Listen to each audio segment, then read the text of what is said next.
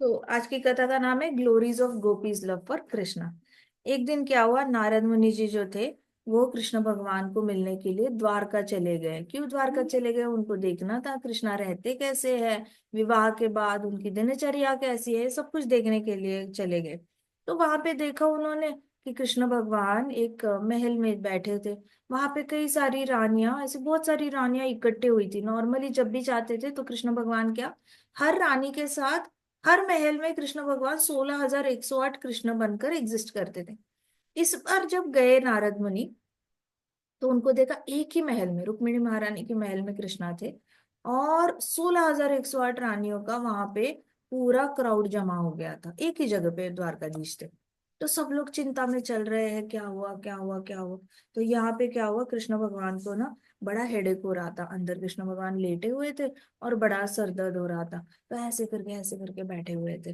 तो श्री कृष्ण ने नारद मुनि जी को कहा, देवर्षि आज मुझे बड़ा सर दर्द हो रहा है। मुझे अगर प्रॉपर मेडिसिन नहीं मिली सूर्यास्त होने से पहले तो मुझे ऐसे लगता है कि मेरी जान को बड़ा खतरा है। तो नारद मुनि जी बोले, ऐसे मत कहिए भगवान, आपके बिना तो ये संसार चल भी नहीं सकता। आपकी आज्ञा के बिना इस संसार का एक पत्ता भी नहीं हिलता। तो आपको कुछ हो जाएगा तो ये सृष्टि पूरी इधर की उधर होकर विनाश हो जाएगी, ऐसे कहा देवर्षि नारद ने। फिर देवर्षि नारद बड़े टेंशन में आ गए कि क्या करे ऐसे करके। फिर उन्होंने कृष्ण भगवान को पूछा, माय लॉर्ड, हे भगवान, प्लीज मुझे बताइए कि मैं आपकी क्या सेवा कर सकता हूँ। मैं आपके लिए कहाँ से मेडिसिन ला सकता हूँ, आप बताइए। मैं पूरी कोशिश करूंगा आपके लिए दवाई लाने की और आपका हेडेक दूर करने की, सर दर्द जो है वो दूर करने की। मैं पूरी तरह अपनी पूरी जान लगा दूंगा आपके लिए मेडिसिन लाने के लिए। कृष्ण भगवान ने कहा, मुझे ना अपने शुद्ध भक्तों के चरणों की धूली चाहिए। जब तक शुद्ध भक्तों के चरणों की धूली मेरे मस्तक पे नहीं लगती तब तक मेरा सर दर्द जो है वो कम नहीं होगा। तो देवर्षि नारद बोले, लो कर लो बात, इसमें क्या मुश्किल है, अभी ला देता हूँ। ऐसे करके नारद मुनि जी जो थे उन्होंने सोचा कि इतने ज्यादा अनंत अनंत ब्रह्मांड है, मतलब काउंट भी नहीं कर सकते, इतने सारे ब्रह्मांड है। कहीं ना कहीं तो शुद्ध भक्त की धूली मिल ही जाएगी, इसमें कोई ऐसी बहुत बड़ी बात है नहीं। तो नारद मुनि जी रूम से एकदम कॉन्फिडेंटली अपने मिशन के लिए निकले। नारद मुनि सीधे रुक्मिणी महारानी के पास गए। अब रुक्मिणी महारानी काढ़ा बना रही थी कृष्ण भगवान के लिए, जिससे कि उनका हेडेक ठीक हो जाए। तो रुक्मिणी महारानी काढ़ा बना रही थी, वहां पे उन्होंने चूल्हे पे उबलने के लिए काढ़ा रखा था और अपना अपना वो बना रही थी, पत्ते पीस रही थी। तो वहां पे गए नारद मुनि जी, उन्होंने कहा रुक्मिणी महारानी को, ये क्या कर रहे हो आप? तो रुक्मिणी देवी ने कहा, मैं अपने स्वामी के लिए दवाई बना रही हूँ, उनके सर में दर्द हो रहा है। तो नारद मुनि जी ने कहा, रहने दो रहने दो, मुझे भगवान ने बता दिया है कि क्या करना है।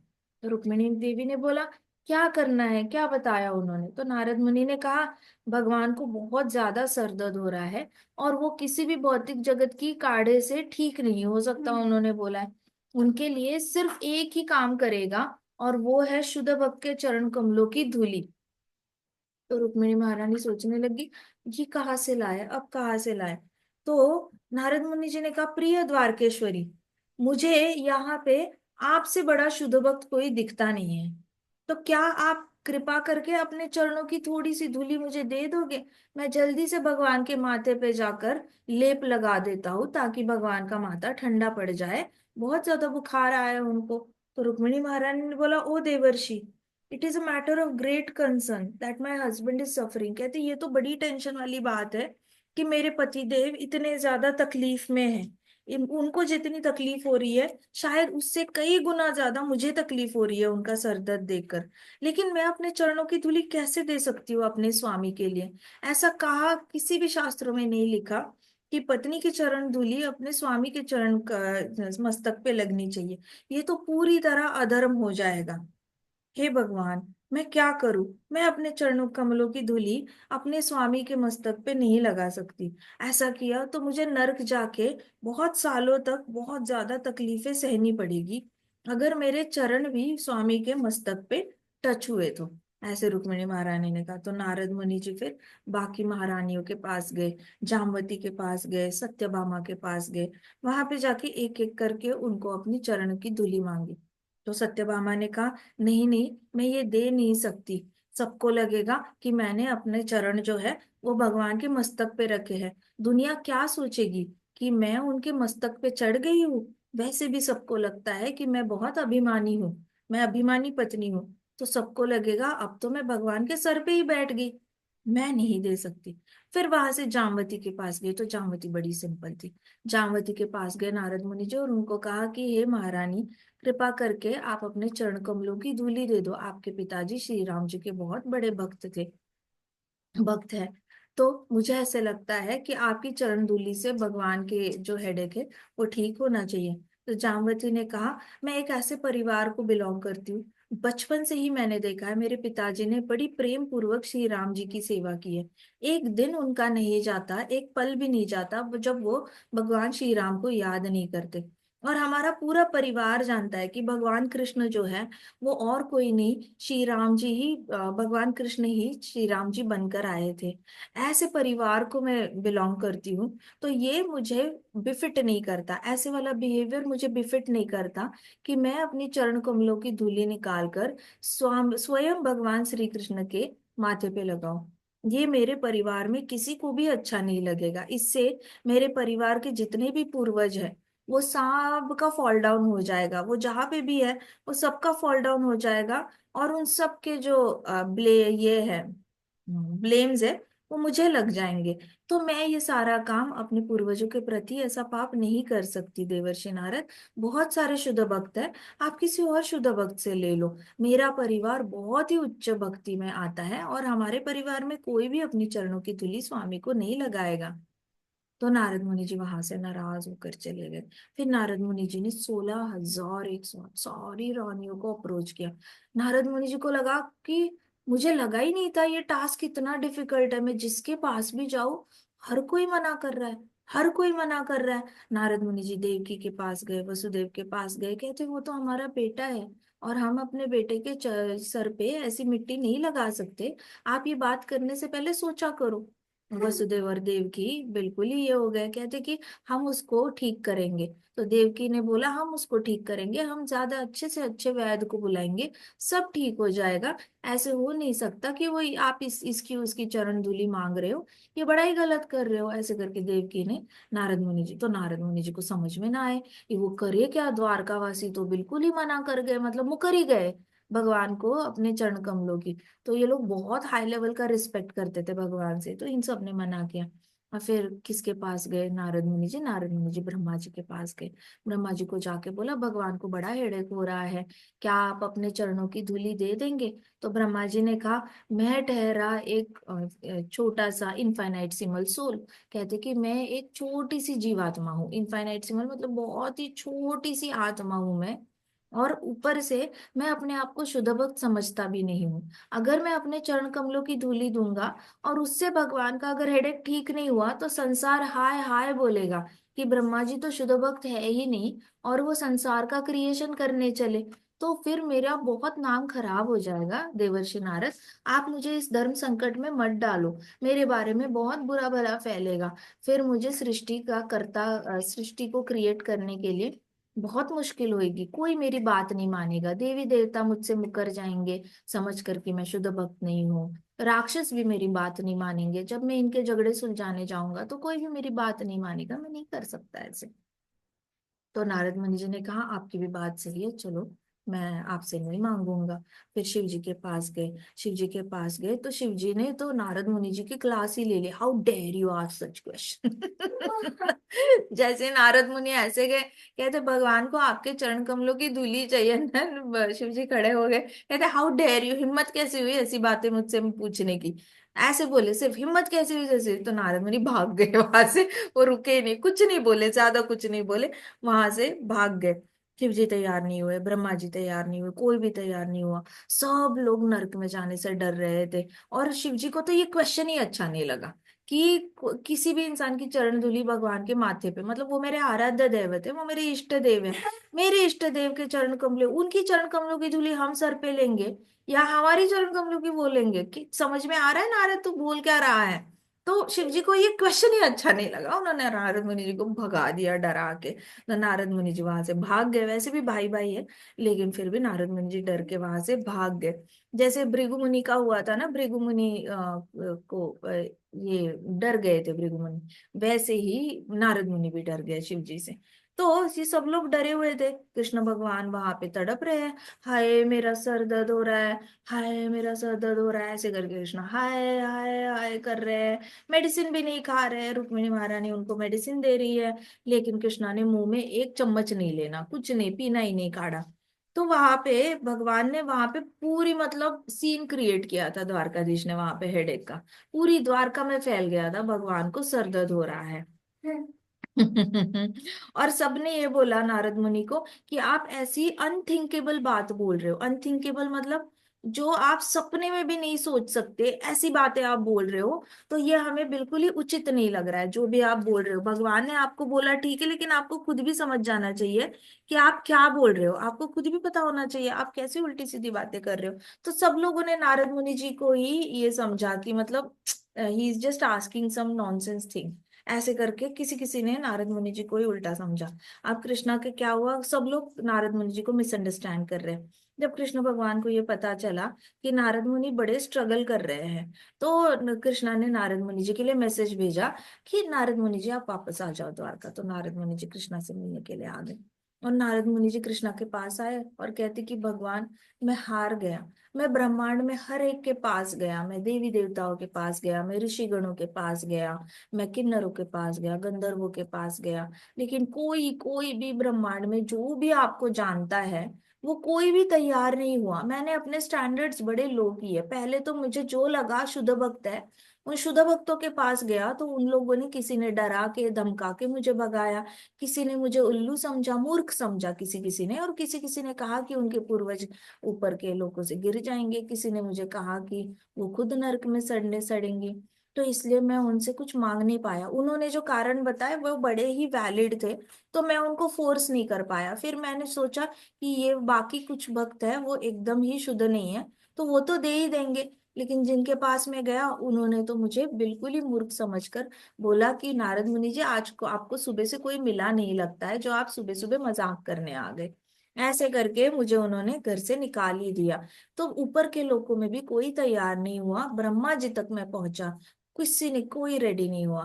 तो फिर ऐसे भगवान ने ऐसे किया, क्या आप ब्रज में गए थे, ब्रजवासियों से मांगा आपने, आप ब्रज में गए थे क्या, बताओ आप भूल गए वहां पे भी शुद्ध भक्त है ब्रज में।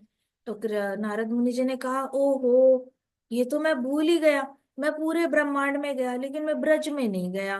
तो कृष्णा कहते इमीडिएटली ब्रज में जाओ, और जाते ही सिर्फ गोपियों से मिलना, गोपियों की चरण धूलि मांगना उनको, देखना वो देती है या नहीं। इमीडिएटली नारद मुनि उड़ते उड़ते वृंदावन चले गए। वृंदावन चले गए तो यमुना के किनारे वहां पे राधा रानी बैठी थी। वहां पे राधा रानी बहुत सारी लाखों लाखों सखियों के साथ वहां पे बैठी थी, और फूलों की माला बना रही थी और गुनगुना रही थी, कृष्ण के गुनगुना रही थी ऐसे कृष्णा का नाम ले लेकर। और आसपास की सखियां सारी उसको कोरस दे रही थी, मतलब ऐसे लग रहा था जैसे वहां पे एक स्टेज शो चल रहा है सिंगिंग का। तो ये लोग बड़े ऐसे खुशी खुशी से ना माला कर रहे थे। अब उनके चेहरे पे बहुत ज्यादा ऐसे मंदहास्य था, प्रसन्नता थी, वो लोग बड़े खुश लग रहे थे। तो नारद मुनि जी वहां पे गए, जैसे ही नारद मुनि जी आ गए तो सारी सखियों ने, राधा रानी ने जल्दी से दुपट्टे से अपना चेहरा ऐसे ढक लिया कि ब्रह्मचारी ब्राह्मण आए हुए हैं तो हम ऐसे नहीं बैठ सकते होंगे। सबने अपना चेहरा ढक लिया दुपट्टे से, दुपट्टा नीचे कर लिया और ऐसे करके आधा चेहरा ढक लिया नारद मुनि जी को देखते ही। तो उन्होंने जैसे ही देखा तो उन्होंने अपना चेहरा भी ऐसे टर्न कर लिया दूसरी साइड कि देवर्षि नारद आए हैं, देवर्षि नारद आए हैं, ऐसे करके सब लोगों ने अपना चेहरा टर्न कर लिया। तो नारद मुनि जी पीछे खड़े थे। नारद मुनि जी ने जैसे ही पीछे खड़े थे उन्होंने बोला कि देखा, तो वहां पे उनको दूर से ऐसे लगा था कि ये हंस रही है, स्माइल कर रही है, लेकिन जैसे ही नारद मुनि जी ने देखा तो नीचे की मिट्टी ऐसे गीली गीली थी, जहाँ पे यमुना के किनारे पे वो खड़ी थी ना, तो नीचे की मिट्टी गीली गीली थी। तो नारद मुनि जी को लगा, मुझे तो लग रहे थे ये खुशी में गा रहे हैं, हंस रहे हैं, स्माइल कर रहे हैं, लेकिन नीचे देखा तो मिट्टी गीली गीली। फिर उनको पता चला ये तो इनके आंसू है, ये तो इनके आंसू बह रहे हैं। फिर नारद मुनि जी ने देखा तो पता चला कि ये आंसू कहाँ से टपक रहे थे, ऐसे ऐसे यहाँ से गिर के ऐसे दुपट्टे से नीचे नीचे गिर रहे थे। उनको पता चल गया कि ये लोग बड़े ही सेपरेशन में दुखी है, कृष्णा से दूर रहकर इनको बड़ी तकलीफ हो रही है। तो नारद मुनि जी के भी आंखों में आंसू आ गए। फिर सारी गोपियों ने देखा कि नारद मुनि जी अपने आंसू ऐसे पोंछ रहे थे, तो गोपियों ने भी अपने आंसू ऐसे पोंछे। और फिर उन्होंने मुड़ के देखा और उन्होंने कहा, ओ देवर्षि, यहाँ पे आने का क्या कारण हुआ? आप द्वारका से कोई मैसेज लेके आए हो क्या? क्या हमारे कान्हा ने हमारे लिए कोई चिट्ठी भेजी है, कोई पत्र भेजा है? सब ठीक तो है ना? उनकी तबीयत तो ठीक है ना? क्या वो टाइम पे खाना खाते तो है? क्या उनको सारी सेवा मिल रही है? क्या उनके साथ कोई रास करता है वहां पर जैसे हम करते हैं? क्या उनको हमेशा कोई हंसाता है जैसे हम हंसाते हैं? कोई उनको फूलों की माला पहनाता है? ऐसे करके उन्होंने हाथ की फूलों की माला, कोई उनको फूलों की माला पहनाता है? कोई उनको जमीन पे चलने तो नहीं देता नंगे पाँव? ऐसे करके सबने एक पे एक सवाल पूछना शुरू किया नारद मुनि को कि हमारे प्राणेश्वर जो है, क्या वो ठीक तो है? क्या उनको आज भी फ्रेश गाय का दूध मिलता है क्या? क्या वो कभी गाय का दूध निकालते हैं स्वयं और गरम गरम पी जाते हैं? क्या उनको वैसी ही यशोदा मैया जैसे ही प्रेम करने वाली माता मिली है वहां पे, और नंद बाबा जैसे रक्षा प्रदान करने वाले पिताजी मिले हैं? उनके रक्षण की जिम्मेदारी किसकी है देवर्षि नारद? ये तो बताइए हमें। ऐसे करके ना they started asking many questions. फिर उन्होंने कहा, और जब वो थक जाते हैं तो उनको खेलने के लिए कोई है उनके साथ, जिससे उनका मन थोड़ा हल्का हो जाए? कोई है जो उनको हंसाता है, खेलता है उनके साथ? तो देवर्षि नारद के आंखों में आंसू आ गए। देवर्षि नारद ने कहा, हे भगवान कृष्ण, बहुत सफर कर रहे हैं, उनके सर में बहुत दर्द हो रहा है सुबह से। उन्होंने कहा है, शाम तक अगर दवाई नहीं मिली तो मेरा जीना मुश्किल हो जाएगा, मैं इस शरीर में सरवाइव नहीं कर पाऊंगा। तो गोपियों ने कहा, ओहो, इतनी देर क्यों लगी बताने में? आते ही आप बता देते। बताओ, कौन सी दवाई चाहिए? किस जंगल में मिलती है? हम तो हमेशा ही वन में रहती है, हमें वन के हर पौधे का नाम पता है, हर वनस्पति का नाम पता है, हर दवाई का नाम पता है। आप अभी बताओ, वो वनस्पति खुद चलकर हमारे पास आएगी और भगवान को सरेंडर कर जाएगी, भगवान को शरणागत हो जाएगी, और स्वयं वो तैयार हो जाएगी भगवान का हेडेक ठीक करने के लिए। आप बस बताओ, हम आवाज लगाएंगे और वो खुद चलकर हमारे पास आएगी।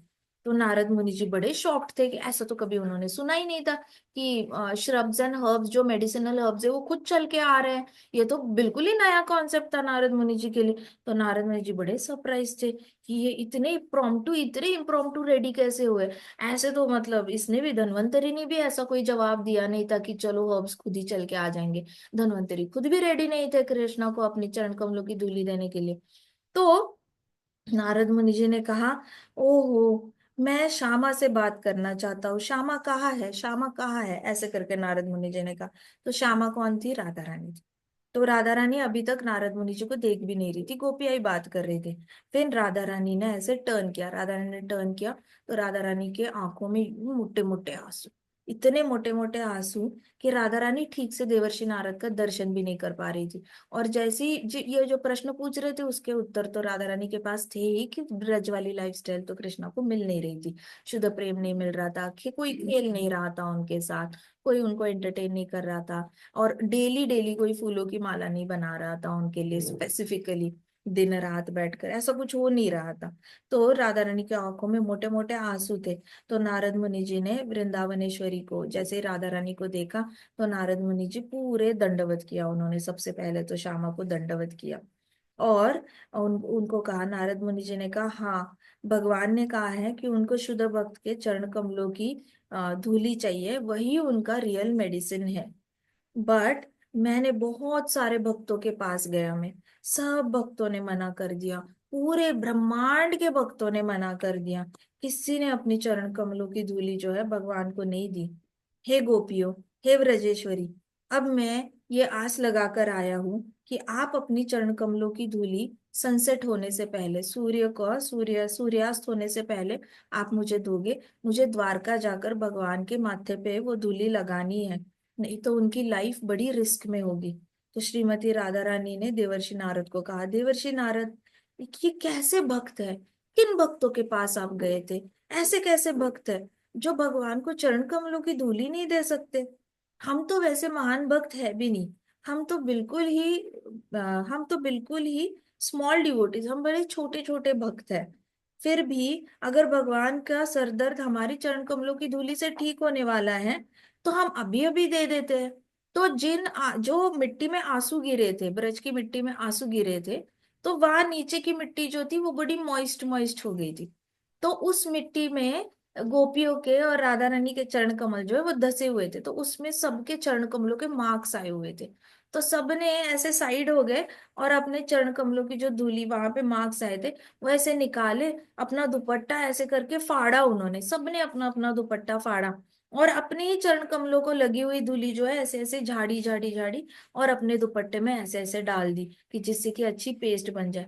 ऐसे करते करते देखते देखते मिलियंस एंड मिलियंस ऑफ पोटलियां हो गई, बहुत सारी लाखों लाखों पोटलियां हो गई। अब राधा रानी का जो दुपट्टा था वो बहुत खास था, नेवी ब्लू कलर में था और उसपे सिल्वर सिल्वर कलर के डॉट्स थे, ऐसे लगता था जैसे तारा है। तो राधा रानी ने भी अपना पूरा दुपट्टा ऐसे निकाल के ऐसे फाड़ा और उसमें अपने चरण कमलों की धूली जल्दी जल्दी निकाली। और राधा रानी निकाल रही थी तो राधा रानी के चरण कमलों पे वैसे आंसू गिरे जा रहे थे, गिरे जा रहे थे, तो सारी मिट्टी जो थी बड़ी गीली गीली हो गई थी। तो राधा रानी ने ऐसे करके दुपट्टे में डाला और दुपट्टे को ऊपर से ऐसे गांठ मारते मारते ऐसे करके निचोड़ा, निचोड़ा तो उसमें से पानी निकल आया, इतने आंसू थे राधा रानी के। ऐसे निचोड़ा और नारद मुनि जी के हाथ में थमाया। फिर बाकी सारी गोपियां आई, बाकी गोपियों ने एक बड़ा सा दुपट्टा लिया और उसमें सबकी पोटलियां ऐसे डालकर सबने पोटलियां डाली। राधा रानी ने जैसे किया था वैसे ही सारी गोपियों ने ऐसे ऐसे पोटली को मरोड़ा, अपने आंसू उसमें से निकाले, मरोड़ के फिर जाकर नारद मुनि जी के हाथ में इतनी बड़ी पोटली थमा दी। राधा रानी की पोटली अलग थी और यहाँ पे अलग से पोटली थी नारद मुनि जी को जैसे। तो नारद मुनि जी को कहा कि प्लीज ले जाइए, लेट मत करना, सनसेट से पहले आपने पहुंचना है, आप जल्दी से चले जाइए। राधा रानी ने जैसे ही कहा, नारद मुनि जी ने कहा कि मैं इसे बहुत भक्ति भाव से लेके जाऊंगा, आप चिंता मत करो, मैंने पहली बार शुद्ध भक्त देखा है अपनी जिंदगी में। ऐसे बोल के नारद मुनि जी वहां से निकल गए। इमीडिएटली राधा रानी जो थी, पीछे जो है राधा रानी ने इमीडिएटली वहां पे जो सूर्य भगवान आए हुए थे, तो सूर्य भगवान की पूजा करना शुरू कर दिया राधा रानी ने। और बाकी सारी सखियां जो थी वो जुड़ गई और सब ने सूर्य नारायण को पूजा करना शुरू किया कि हमारे स्वामी को अच्छा रखना, हमारे कृष्णा को अच्छा रखना, हमारे कृष्णा का हेडेक ठीक कर देना, उनको किसी भी तकलीफ ना हो, हम सबकी जान ले लो लेकिन उनकी जान बचाओ। ऐसे करके उन लोगों ने बड़ी आतुरता से बहुत इंटेंसली प्रे करना शुरू किया। इंटेंसली प्रे करना शुरू किया तो उनके आंखों से इतने आंसू की यमुना की जो लेयर, यमुना की जो परत थी, सरफेस थी पानी की, वो ऐसे ऐसे बड़ी होने लगी, क्योंकि इनको रोना ही आ रहा था, भगवान को हेडेक हो रहा है, भगवान को, कृष्णा को हेडेक हो रहा है, कृष्णा को हेडेक हो रहा है। तो यमुना ऐसे भर भर के बहने लगी। यमुना तो वैसे दिन में तो नीचे रहती है, रात को ऊपर उसका बहाव बढ़ जाता है रात को। लेकिन आज भरी दोपहर में यमुना का जो लेवल था वो अचानक से ऐसे बढ़ गया मानो बारिश हो रही है। क्यों? क्योंकि सारी गोपियां रो रही थी। राधा रानी पहले जितना रो रही थी उससे ज्यादा रोने लग गई, उनको बड़ी तकलीफ हो रही थी। तो फिर यहाँ पे नारद मुनि जी बड़े सरप्राइज थे गोपियों का ये बात सुनकर। नारद मुनि जाते जाते सोचने लग गए कि ये कितनी सिंपल कावड़ गर्ल्स है, मतलब ये कितनी सिंपल ये है, क्या कहते हैं कावड़ गर्ल्स को, गोपिया, ये कितनी सिंपल गोपिया है, इतने सिंपल, इतने सिंपल है। द्वारका में मैंने देखा सारी रानियां जो थी सोने से और डायमंड से भरी हुई थी, द्वारकाधीश ने उनके लिए कुछ भी कमी नहीं करी है, फिर भी इन्होंने अपनी चरण कमलों की धूली लौटाने से मना कर दिया। और इनको देखो, इनको द्वारकाधीश कुछ भी नहीं देते, इनके कपड़े सिंपल है, इनका रहन सहन सिंपल है, इनके ऊपर एक भी सोने का गहना है नहीं। और इतनी ज्यादा, क्योंकि सब लोग विरह में रहती थी ना गोपिया और राधा रानी, तो सोने का कोई गहना नहीं पहनती थी, डेकोरेटेड नहीं रहती थी, कुछ नहीं रहती थी।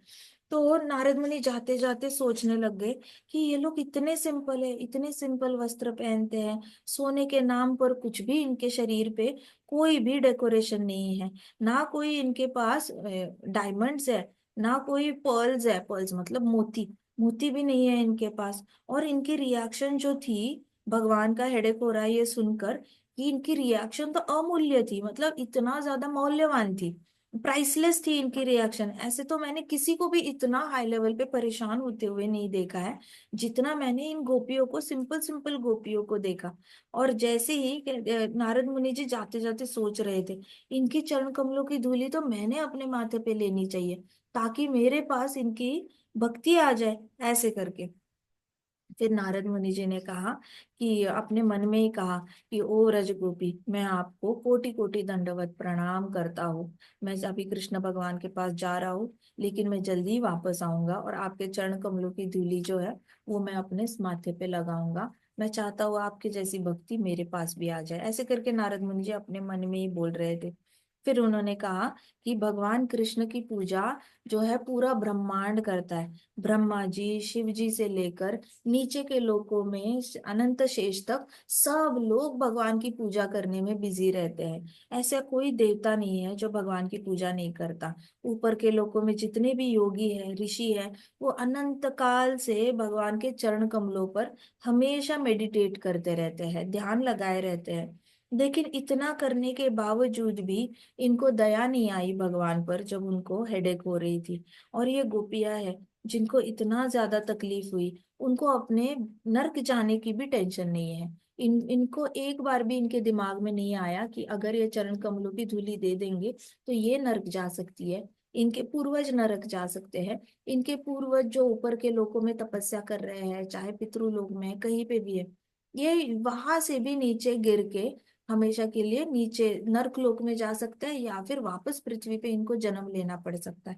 इन्होंने ना अपने पूर्वजों के बारे में सोचा, ना अपने बारे में सोचा, ना नर्क लोक के बारे में सोचा, और इमीडिएटली इन लोगों ने अपने चरण कमलों की धूली निकाल के दी। हे व्रज की गोपियों, मैं आपको कोटि कोटि दंडवत प्रणाम करता हूँ, ऐसे करके नारद मुनि जी का इनर डायलॉग था, इंटरनली कहते हैं। तो फिर गोपियों ने वहां पे, गोपियां जब ये सब कुछ चल रहा था तो गोपियां वहां पे कह रही थी कि ये बड़ी स्ट्रेंज अरेंजमेंट है।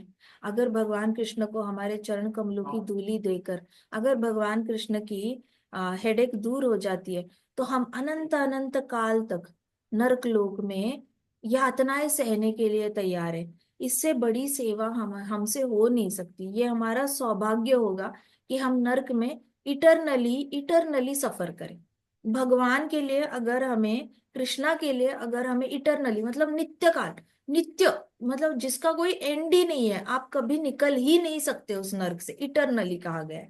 तो गोपियां वहां पे सोच रही थी, सूर्य भगवान को बोल रही थी कि अगर हमारे चरण कमलों की धूली देने से अगर कृष्णा का सरदर्द ठीक होता है, और उसके लिए अगर हमें अनंत अनंत काल तक हमेशा के लिए अगर नरक में हमें बहुत ज्यादा यातनाएं भुगतनी भी पड़ी, तो हम समझेंगे इससे अच्छा सौभाग्य हमारा हो नहीं सकता। हम खुशी खुशी यमराज जी से मिलने जाएंगे, खुशी खुशी यमलोक जाएंगे और उनके कोड़ों की मार खाएंगे। हम खुशी खुशी जाएंगे और वहां के गरम गरम कोयलों पे हम चलेंगे, और गरम गरम तेल में अपनी खाल उतरने तक हम तड़पने को तैयार है। बस हम चाहते हैं कि भगवान का सरदर्द जो है वो ठीक हो जाए। ये करने के लिए अगर यमराज जी ने हमारे पाँव भी अनंत काल के लिए काटे और हमेशा हमेशा के लिए हमें बिना पाँव का बना दिया, तो भी हमें इसमें कोई दुख नहीं होगा, क्योंकि हमें भगवान कृष्ण की सेवा करने का मौका मिला है। इससे बड़ा सेवा का मौका और कोई हो नहीं सकता। और हमारे पूर्वजों को नीचे गिरने के लिए हम जिम्मेदार हो जाएंगे। इसके लिए भी अगर हमें सहना पड़ा, नर्क में जाके करोड़ों करोड़ों सालों तक, अनंत काल तक अगर हमें भूखा रहना पड़ा, प्यासा रहना पड़ा, और हमें कुछ भी खाने पीने के लिए नहीं मिला, तो हम भूख प्यास से, भूखे प्यासे अनंत काल तक रहने को तैयार है, क्योंकि इससे महान सेवा हमें प्राप्त नहीं हो सकती भगवान की। तो इनका थॉट प्रोसेस देखो गोपियों का। ऐसे वो खुद सूर्य भगवान को कह रही थी। इसके एक्सचेंज में अगर भगवान की एक भी लाइफ एयर, लाइफ ब्रेथ मतलब एक भी भगवान सांस एक्स्ट्रा ले लेते हैं अगर हमारी चरण कमलों की धूली की वजह से, तो हम समझेंगे हमारा जीवन का उद्देश्य सफल हो गया, पूरा उद्देश्य सफल हो गया। भगवान की भक्ति में हम अपने प्राण त्यागने को भी तैयार है। धूली तो बड़ी छोटी चीज है, ऐसे कहा उन्होंने। भगवान की प्रसन्नता के लिए हम कुछ भी करने को तैयार है, हमें इसमें कोई भी गलत नहीं लगता। अब हमने टाइम वेस्ट नहीं करना चाहिए। और श्यामा ने कहा, राधा रानी ने कहा, अब हमें टाइम वेस्ट नहीं करना चाहिए। हमें शाम को भी सूर्यास्त होने से पहले कुछ भी करके सूर्य नारायण को प्रसन्न करना होगा और उनको बताना पड़ेगा कि हमारे कान्हा को ठीक कर दो। ऐसे करके सबने कोरस में सूर्य नारायण को पूजा करना शुरू कर दिया। नारद मुनि जी यहाँ द्वारका पहुंचे और नारद मुनि जी के पास ढेर सारी चरण कमलों की धूली थी। वहां पे पहुंचे और वहां पे गेट पे ही कौन थी ना, रुक्मिणी महारानी थी। रुक्मिणी महारानी ने कहा, ये कौन सी दवाई लाए हो, सारी काली काली, क्यों मिट्टी ऐसी काली काली थी। ये कौन सी दवाई लाए हो, अब इसका भी काढ़ा बनाना पड़ेगा। तो नारद मुनि जी ने कहा, नारद मुनि जी ने बड़े स्माइल करके रुक्मिणी महारानी को कहा, नहीं नहीं, शुद्ध भक्त की चरण धूलि लाया हूं मैं। तो रुक्मिणी महारानी बड़ी सरप्राइज हो गई। रुक्मिणी महारानी नारद मुनि जी के पीछे पीछे कृष्णा के रूम में गई। कृष्णा ने स्माइल किया, नारद मुनि को कहा, लाए आप व्रज गोपियों की चरण कमलों की धूल लाए। कृष्णा ने बड़े अच्छे से स्माइल किया। तो नारद मुनि जी ने कहा, भगवान आप हंस रहे हो, आप ठीक हो गए, बिना चरण कमलों की धूली लगाए आप ठीक हो गए। तो कृष्णा ने कहा, उनके चरण कमलों के धूली के दर्शन करते ही मेरा सर दर्द जो है वो हमेशा के लिए ठीक हो गया। देखो नारद, तुम अपने आप का, तुम यहाँ पे खड़े थे, मैंने तुम्हें शुद्ध भक्तों की चरण कमलों की धूली मांगी। देखा जाए तो तुम भी अपने चरण कमलों की धूली यही के ही निकाल कर मुझे दे सकते थे और मेरा दर्द दूर कर सकते थे, लेकिन तुमने ऐसे किया नहीं। तुमने जाके ब्रह्मांड में सबसे मांगा, तुमने एक बार भी नहीं सोचा कि अपने चरण कमलों की धूली तुम मुझे दे दो। अब समझ में आया कि व्रज गोपिया सबसे शुद्ध भक्त क्यों है। तुम क्यों नहीं दे पाए अपने चरण कमलों की धूली, मुझे इतनी देर तक मेरा सर दर्द होने दिया, ये तुम्हें क्यों नहीं क्लिक हुआ। कृष्णा ने ऐसे कहा। क्या फिर कृष्णा ने कहा, खैर रहने दो, मुझे ये पहले से ही पता था कि सिर्फ व्रज गोपियां मेरी बहुत ज्यादा केयर करती है और सिर्फ वही मेरे लिए अपनी जान दे सकती है, इसलिए वो मेरे मुझे अपनी जान से भी प्यारी है। ऐसे कहा तो नारद मुनि जी ने नीचे देखा एम्बेरसमेंट में। रुक्मिणी महारानी ने नीचे देखा, 16,108 रानियां थी, उन्होंने बिल्कुल एम्बेरस होकर नीचे देखा।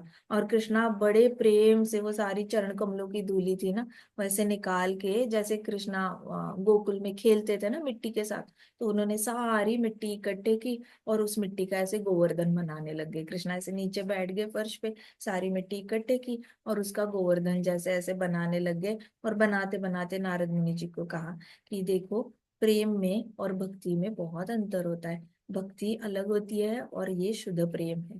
गोपिया जो है वो मुझसे बड़ा प्रेम करती है। अब समझ में आया। ऐसे करके तो सारी रानियों का जो है अहंकार चूर चूर हो गया था। उनको लगता था हम बहुत पतिव्रता है, हम बहुत प्रेम करते हैं अपने पति से। नारद मुनि जी को भी लगता था कि मैं जब चाहे भगवान के दर्शन कर सकता हूँ, 200 फॉर्म के भी दर्शन कर सकता हूँ, 400 फॉर्म के भी दर्शन कर सकता हूँ, तो मैं भी भक्त हूँ। तो जिनकी जिनकी मिसअंडरस्टैंडिंग हुई थी कि वो लोग भक्त हैं, तो उनकी सारी मिसअंडरस्टैंडिंग आज भगवान ने दूर की और भगवान ने कहा, ये है शुद्ध प्रेम। ऐसे कहा। सब लोग नीचे और भगवान नीचे ऐसे गोवर्धन पर्वत जैसे सारी मिट्टी होकर ये बना रहे थे घर पे। आज की कथा हम यहीं पे रैप अप करते हैं। श्रीमती राधा रानी की जय, श्री श्री द्वारकाधीश की जय, श्री श्री राधा श्री श्याम सुंदर की, श्री श्री बलराम कृष्ण की, गौर निताई की, शिल प्रभुपाद की, शिल विश्वनाथ चक्रवर्ती जय की। हरे कृष्णा कृष्णा कृष्णा हरे हरे, हरे राम राम राम हरे हरे। हरे कृष्णा महासंकीर्तन यज्ञ की जय।